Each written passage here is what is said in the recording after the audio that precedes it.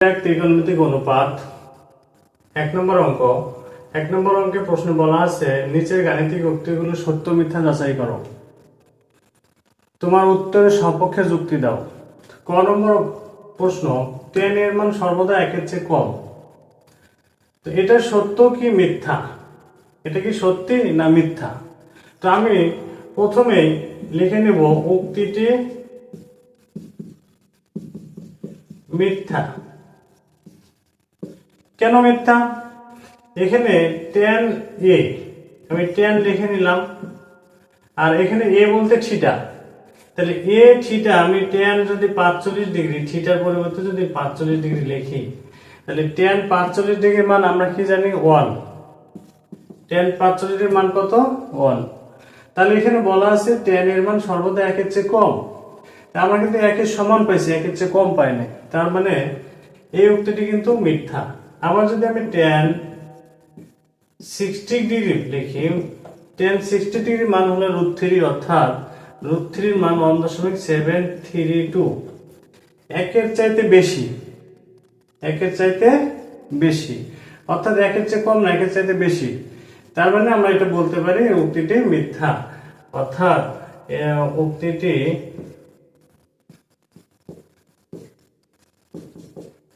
মিথ্যা।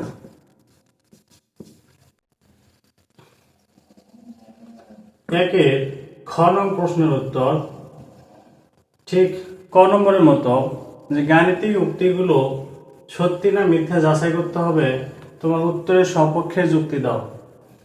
তো কটে হলো কট ও এর গুণফল, এটা সত্যি না মিথ্যা না যাচাই করতে হবে। এটা উক্তিটি মিথ্যা, ঠিক ক নম্বরের মতো উক্তিটি মিথ্যা। কেন মিথ্যা? কারণ আমরা কি জানি কট আর এ, কট হচ্ছে ত্রিকোণমিতিক অনুপাত। কট কি? কট হলো ত্রিকোণমিতিক অনুপাত, এবং এটা কি? এ হলো কোণের মান, ঠিক থিটা, কোণের মান থিটা, থিটার পরিবর্তে এ ব্যবহার করা হয়েছে, এজন্য কট ও এ, অর্থাৎ এ হলো কোণের মান।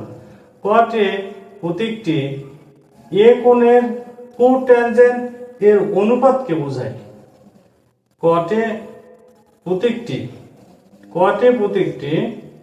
এ কোণের কোট্যানজেন্টের অনুপাতকে বোঝায়। এ বাদে কট আলাদা অর্থ বহন করে না। সুতরাং আমরা লিখতে পারি কট এ হলো কট ও এর গুণফল। একের গ নম্বর প্রশ্নের সমাধান।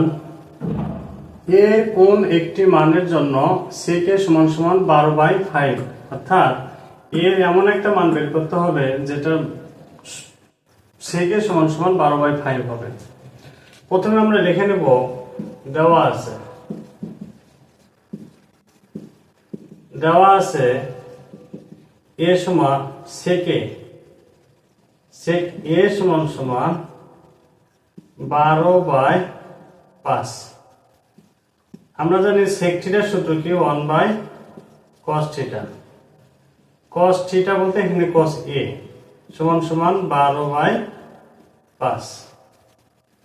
এখন এই cos যদি আমরা উল্টে দেই, আর এই 5টা উল্টে যাবে, 5 উপরে যাবে, 12টা নিচে আসবে, তাহলে cos a সমান 5/12, 5/12। এখন এই cos এর মান যেহেতু বের করবো, এ রেখে দেবো, আর cos ওই পাশে যে কি হবে? ইনভার্স হয়ে যাবে। এই cosটা ওই পাশে গেলে ইনভার্স।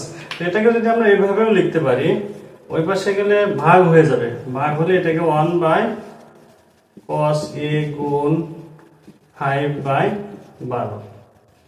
তো এই cos a এটা ভগ্নাংশ আকার আছে, তাহলে এটাকে আমরা লিখতে পারি cos ইনভার্স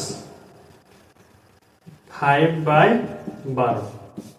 তাহলে এটাকে যদি আমরা ক্যালকুলেটরে cos ইনভার্স শিফট সাইডে যদি 5/12 এটা লিখতে পারি, তাহলে এটার অ্যানসার মেবি কত হবে? 65.73, এটা অ্যানসার। তাহলে এর মান, এর কোন মানের জন্য? তাহলে এর এই মানের জন্য আমার sec = 12/5 হবে। ধন্যবাদ। একের গ নং প্রশ্নের সমাধান। প্রশ্নে বলা আছে cos হলো cot কোট্যানজেন্টের সংক্ষিপ্ত রূপ। তো কস হলো কোট্যানজেন্টের সংক্ষিপ্ত রূপ, এটা সত্যি না মিথ্যা এটা যাচাই করতে হবে। উত্তরের সপক্ষে যুক্তি দাও। তো এখানে কস কোট্যানজেন্টের সংক্ষিপ্ত রূপ, এটা উক্তিটি মিথ্যা। আমরা প্রথমে লিখে নেব উক্তিটি মিথ্যা। উক্তিটি কেন মিথ্যা? আমরা জানি কস হলো কোসাইনের সংক্ষিপ্ত রূপ। কস হলো কার সংক্ষিপ্ত রূপ? কোসাইনের সংক্ষিপ্ত রূপ। আর কোট্যানজেন্ট হলো কট এর, কট হলো কি লিখতে পারি আমরা? কট হলো কোট্যানজেন্ট এর সংক্ষিপ্ত রূপ।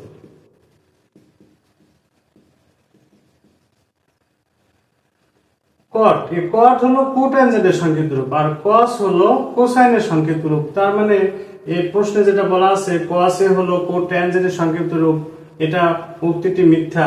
অতএব আমরা লিখতে পারি কস হলো